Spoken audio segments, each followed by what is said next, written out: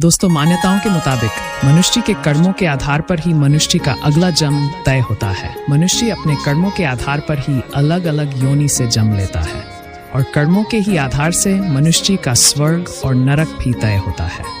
कर्मों के बारे में कुछ महत्वपूर्ण बातें बताई गई हैं। नरक के 3 द्वार हैं: वासना, क्रोध और लालच। श्री कृष्ण कहते हैं कि मनुष्य के सकाम कर्मों से वर्तमान जीवन में फल मिलता है, जबकि निष्काम कर्मों से भविष्य का निर्माण होता है। अब निष्काम कर्म क्या होता है? निष्काम कर्म में पूजा पाठ, धर्मशाला, पाठशाला, दान धर्म और परोपकार शामिल है, और गौपालन, दाग लगाना और अन्न की उत्पत्ति जैसे काम सकाम कर्मों में आते हैं। गरुड़ पुराण के मुताबिक जो व्यक्ति भ्रूण हत्या, गौ हत्या या किसी महिला की हत्या करता है, उसे अगला जन्म चांडाल का मिलता है। गरुड़ पुराण के मुताबिक जो व्यक्ति अपने गुरु का अपमान करता है, उसे अगला जन्म नरभक्षी का मिलता है। गरुड़ पुराण के मुताबिक धोखेबाज, कपटी और अपने हित के लिए छल करने वालों को अगला जन्म उल्लू का मिलता है। स्त्रियों का शोषण करने वालों को अगला जन्म कुष्ठ रोगी का मिलता है। अन्न की चोरी करने वाला चूहा, जल की चोरी करने वाला चातक और शहद चुराने वाली मधुमक्खी बनता है। श्री कृष्ण कहते हैं कि कोई भी व्यक्ति अपने कर्म से भाग नहीं सकता। कर्म का फल तो भुगतना ही पड़ता है। इसलिए अच्छे कर्म करो ताकि अच्छे फल मिले। ज्यादा खुश होने पर और ज्यादा दुखी होने पर निर्णय नहीं लेना चाहिए, क्योंकि ये दोनों परिस्थितियां आपको सही निर्णय नहीं लेने देती हैं। जो होने वाला है वो होकर ही रहता है, और जो नहीं होने वाला है वह कभी नहीं होता। जो ऐसा मानते हैं उन्हें चिंता कभी नहीं सताती है। सही कर्म वह नहीं है जिसके परिणाम हमेशा सही हो, बल्कि सही कर्म वह है जिसका उद्देश्य कभी भी गलत ना हो। श्री कृष्ण कहते हैं, धरती पर जिस तरह मौसम में बदलाव आता जाता है, उसी तरह जीवन में भी सुख दुख आता जाता रहता है। मानव कल्याण ही भगवत गीता का प्रमुख उद्देश्य है। इसलिए मनुष्य को अपने कर्तव्यों का पालन करते समय मानव कल्याण को प्राथमिकता देनी चाहिए।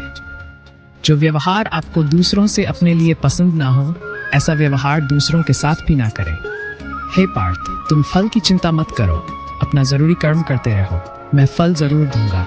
तुम्हारे साथ जो हुआ वह अच्छा हुआ, जो हो रहा है वो भी अच्छा है, और जो होगा वो भी अच्छा होगा। जीवन का आनंद ना तो भूतकाल में है और ना भविष्यकाल में, बल्कि जीवन तो बस वर्तमान को जीने में है।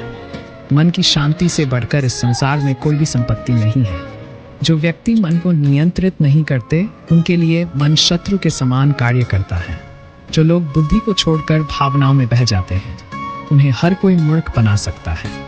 कोई भी इंसान अपने जन्म से नहीं, बल्कि अपने कर्मों से महान बनता है। सदैव संदेह करने वाले व्यक्ति के लिए प्रसन्नता ना इस लोक में है, ना ही कहीं। जब इंसान अपने काम में आनंद खोज लेता है, तब वे पूर्णता प्राप्त कर लेता है। व्यक्ति को अपनी इंद्रियों को वश में रखने के लिए बुद्धि और मन को नियंत्रित रखना होगा। इंसान हमेशा अपने भाग्य को कोसता है, ये जानते हुए भी कि भाग्य से भी ऊंचा उसका कर्म है, जिसके स्वयं के हाथों में है। इस दुनिया में कोई भी पूरी तरह से सही नहीं है, इसलिए लोगों की अच्छाइयों को देखकर उनके साथ अच्छे रिश्ते बनाएं। जब हमारा मन कमजोर होता है, तब परिस्थितियां समस्या बन जाती हैं, और जब हमारा मन कठोर होता है, तब परिस्थितियां चुनौती बन जाती हैं। जब हमारा मन मजबूत होता है, तब परिस्थितियां अवसर बन जाती हैं। अगर आप अपनी गलतियों से कुछ सीखते हो, तो गलतियां सीढ़ियां बनती हैं, और अगर नहीं सीखते हैं तो गलतियां सागर हैं। फैसला आपका है, चढ़ना है या डूबना है। जो जितना शांत होता है, वो उतनी ही गहराई से अपनी बुद्धि का प्रयोग कर सकता है। निंदा से घबराकर अपने लक्ष्य को ना छोड़े, क्योंकि लक्ष्य मिलते ही निंदा करने वालों की राय बदल जाती है। सबसे समझदार इंसान वही है जो सफलता मिलने पर अहंकार में नहीं आता और असफलता मिलने से गम में नहीं डूब जाता है। नकारात्मक विचारों का आना तय है, लेकिन यह आप पर निर्भर करता है कि आप उन्हें महत्व देते हैं या फिर अपने सकारात्मक विचारों पर ही ध्यान लगाए रहते हैं।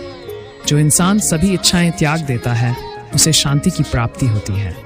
प्रत्येक बुद्धिमान व्यक्ति को क्रोध और लोभ त्याग देना चाहिए, क्योंकि इससे आत्मा का पतन होता है।